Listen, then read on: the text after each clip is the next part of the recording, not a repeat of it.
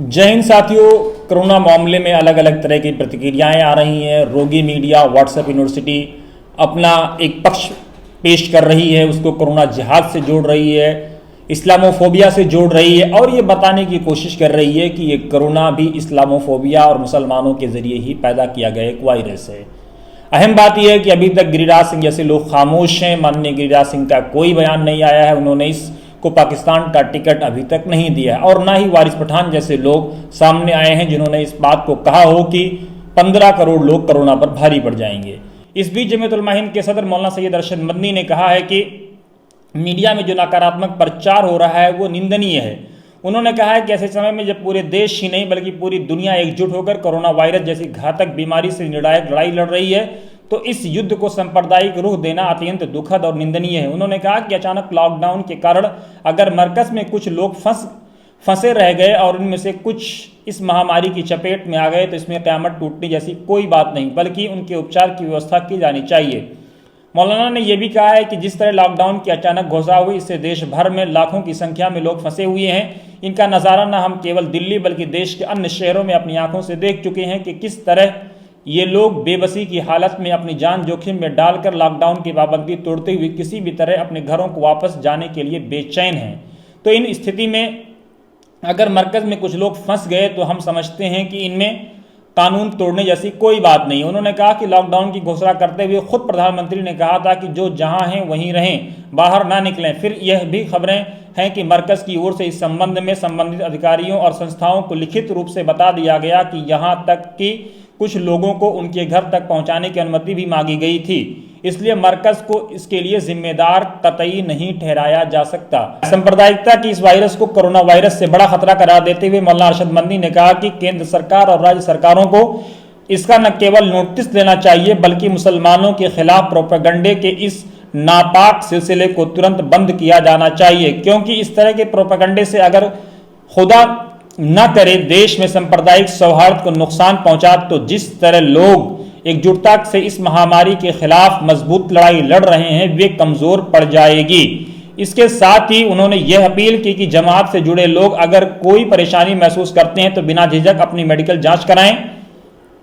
उन्होंने दिल्ली सरकार और प्रशासन से अपील की कि इस कठिन घड़ी में वो बीमारों से सहानुभूति का व्यवहार करें और जो लोग किसी परेशानी से पीड़ित हैं उनके साथ पूरा सहयोग करें। उन्होंने कहा कि सरकार इस बात को स्वीकार करे कि दिल्ली प्रशासन से भी इस सिलसिले में बड़ी चूक हुई है, क्योंकि जब उनकी जानकारी में सभी बातें लाई जा चुकी थीं तो इस समय कोई एहतियाती कदम क्यों नहीं उठाया गया। उन्होंने सवाल किया कि लॉकडाउन के कारण जो लोग मरकज के अंदर फंस गए थे, क्या मरकज के जिम्मेदार उन्हें उठाकर सड़कों पर फेंक देते? उसके अलावा आखिर चारा ही क्या था कि उन्हें मरकज में रखा जाता और उनके बाहर आने जाने पर प्रतिबंध लगा दिया जाता। मरकज ने यही किया है। मौलाना मदनी ने कहा कि तबलीगी जमात के चर्चित कार्यक्रम के समय और इसके बाद देश के हर कोने में इससे कहीं बड़े धार्मिक और गैर धार्मिक कार्यक्रम हुए और राजनेताओं की निगरानी में हुए। इसलिए अगर मरकज निजामुद्दीन के जिम्मेदारों के खिलाफ इसके कारण FIR हो सकती है तो इससे पहले केंद्र और राज्य सरकार के अधिकारियों के खिलाफ FIR होनी चाहिए, जिनकी अव्यवस्था के कारण लाखों मजदूर आनंद विहार और अन्य स्थानों पर लॉकडाउन के आदेश के बाद एकत्र हुए थे। मौलाना का यह बयान काफी अहम है। मौलाना ने एक वीडियो भी जारी किया जिसमें उन्होंने इस सिलसिले में एक अहम संदेश देशवासियों को, लोगों को दिया है। आइए सुनते हैं मौलाना ने क्या कुछ कहा। मरकज वालों ने बार बार राबता कायम किया और ये चाहा कि किसी तरह इन लोगों को परमिट मिल जाए तो ये अपनी जगहों के ऊपर पहुंच जाएं, लेकिन ऐसा नहीं हुआ। यहाँ तक के प्राइम मिनिस्टर ने जब लॉकडाउन किया तो ये कह दिया कि जो जहाँ हैं उनको वहीं रहना चाहिए। इन लोगों ने अपने मरकज़ के अंदर रखा तो मरकज़ के अंदर तो हमेशा हज़ारों आदमी रहते हैं, जिसके अंदर गैर मुल्की भी थे और मुल्की लोग भी थे। अब उसके बाद इस चीज़ का फैल जाना है, ये तो एक अजीब व गरीब सी चीज़ है। आप अगर इन लोगों को देखेंगे जो लाखों के एक भीड़ चली जा रही है, अपनी अपनी जगहों पर पहुंचेंगे और देखेंगे कि इनके अंदर हर शख्स को टेस्ट करेंगे तो कितने लोग होंगे जिनके अंदर कोरोना वायरस पकड़े जाएंगे। इसी तरह से यहाँ भी हुआ है। तो मतलब आप मानते हैं कि मरकज ने हजरत कोई कोताही नहीं की? नहीं, मरकज ने कोई कोताही नहीं की। मरकज तो बार बार इत्तला देता रहा और ये चाहता रहा कि इजाज़त मिले तो इन लोगों को अपनी जगहों पर पहुंचाया जाए। ये कोई मरकज़ की गलती नहीं है। अगर नहीं दिया गया तो जिन लोगों को इजाज़त देनी चाहिए थी उनकी गलती कि उन्होंने क्यों नहीं इजाज़त दी। तो आप क्या मानते हैं कि एक साजिश के तहत ये सब कुछ किया गया? नहीं, मैं साजिश इन हालात में नहीं कहता हूँ। इन हालात में हर शख्स परेशान है, लेकिन मैं ये कहता हूँ कि जितनी तवज्जो देनी चाहिए थी उतनी तवज्जो नहीं दी गई।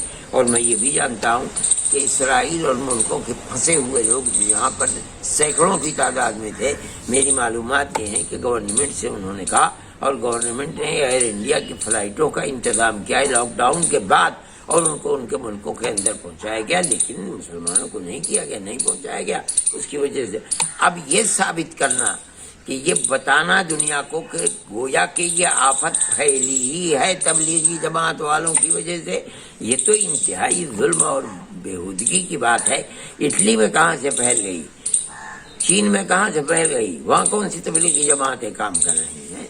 खुदा का खौफ नहीं है लोगों के दिलों के अंदर, इसलिए इस तरह की बातें करते हैं। लोगों से क्या अपील करना चाहेंगे? मैं लोगों से अपील करता हूं कि इस मर्ज का कोई इलाज अब तक नहीं दरियाफ्त हो सका, इसलिए एहतियाती तदाबीर में सबसे ज़्यादा मौसर तदबीर यही है कि लोग किसी जगह इकट्ठे न हों।